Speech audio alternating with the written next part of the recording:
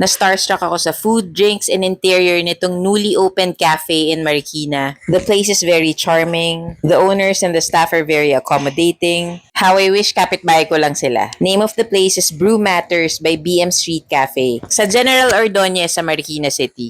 Yung vibe nung cafe nila, yung parang sa mga feel-good movies na pag nag-road trip ka tapos nag-stop over ka sa isang small town cafe. Tapos ang homey, ang cozy, and intimate nung feeling dun sa loob niya. And parang may personal touch talaga yung cafe nila and yun yung nagpapa-unique lalo sa kanila. So here's what we got. We had there to you olio pasta.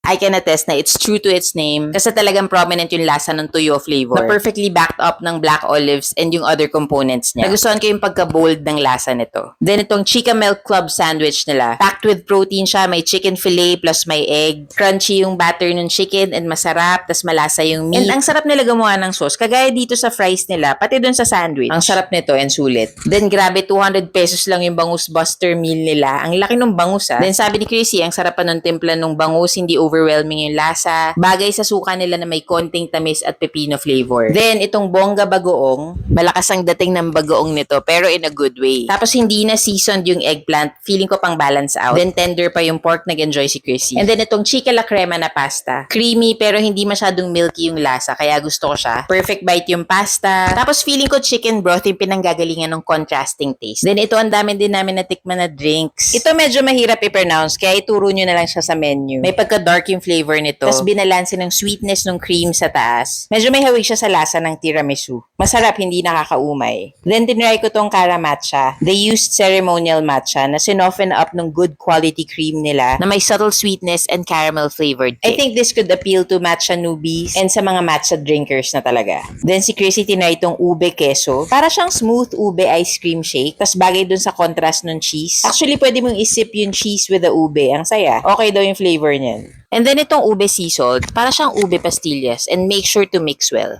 Tapos sabayan mo pa nitong cookies nila. Talagang nag-enjoy kami ni Chrissy and babalik kami dito.